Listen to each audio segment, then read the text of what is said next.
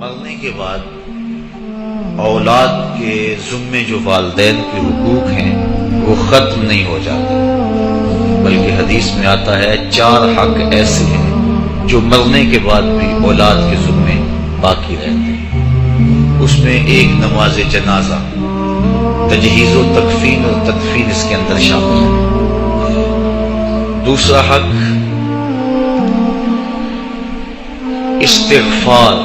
ان کے لیے بخشش اور مغفرت کی دعائیں مانگتے رہنا۔ تیسرا حق انجاز الوعد،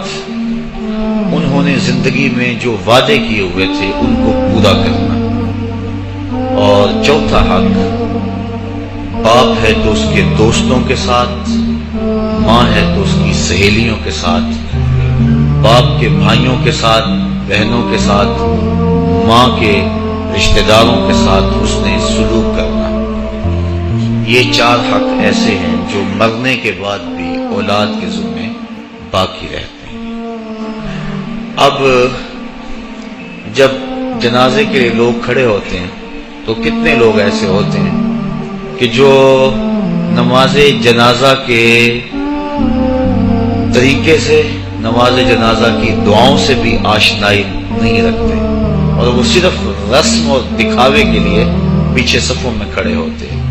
تو جب کبھی ان کے اپنے والدین فوت ہوتے ہیں تو پھر انہیں اچانک راتوں رات جنازہ کی دعا آ تو نہیں جاتی، پھر وہ یہ زیادتی اپنے ماں باپ کے ساتھ بھی کرتے ہیں کہ وہ اپنے ماں باپ کے جنازے میں بھی محض رسم کے طور پہ لوگوں کو دکھانے کے لیے کھڑے ہوتے ہیں۔ تو یہ پہلا حق ہے مرنے کے بعد ماں باپ کا اولاد کے ذمے کہ ان کے لیے نماز جنازہ میں شریک ہوں، اور شرکت کا مفہوم یہ ہے کہ جنازہ کا جو حق ہے اس کو ادا کریں۔ بلکہ نماز جنازہ میں سب سے زیادہ جنازہ پڑھانے کا حقدار جو ہے وہ ولی اقرب ہے، اس کے بعد امام الحی یعنی محلے کا امام اس کے بعد آتا ہے، اس کے بعد پھر شہر کا امام آتا ہے۔ تو نماز جنازہ کے اندر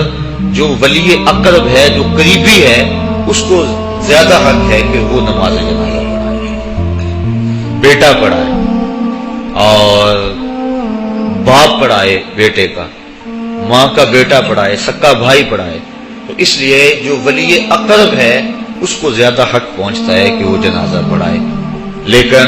اگر وہ خود ہی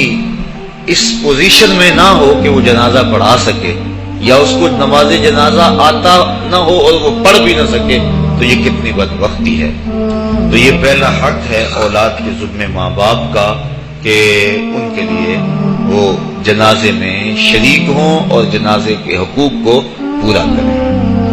اور دوسرا حق جو میں نے بیان کیا استغفار، ان کے لیے استغفار قلب کریں، کثرت سے اللہ کی بارگاہ سے دعائیں مانگیں۔ اور میرے اور آپ کے آقا مولا فرماتے ہیں مل میت فی القبر الا کالغریق المتغوث فی البحر ینتظر دعوۃ۔ ہم جب کسی شخص کو بھی قبر میں دفن کر کے آتے ہیں تو اس کی حالت یہ ہوتی ہے جس طرح کوئی بندہ پانی میں غوطے کھا رہا ہو، پھر وہاں وہ اگر کسی چیز کا انتظار کرتا ہے تو وہ صرف دعاؤں کا انتظار کرتا ہے کہ میرے لیے کسی کے ہاتھ اٹھ جائیں، میرے لیے کوئی دعا کرے، وہ میرا بھائی ہو، وہ میرا دوست ہو، وہ میرا رشتہ دار ہو، وہ میری اولاد ہو۔ تو مرنے کے بعد مرنے والے کو سب سے زیادہ ضرورت دعاؤں کی ہوتی ہے۔ اور ایک دوسری روایت کے لفظ ہیں کہ جب کوئی شخص اس دنیا سے چلا جاتا ہے تو اس کے اعمال کا سلسلہ منقطع ہو جاتا ہے، لیکن 3 عمل اس کے بعد جاری رہتے ہیں۔ ایک صدقہ جاریہ، دوسرا علم نافع،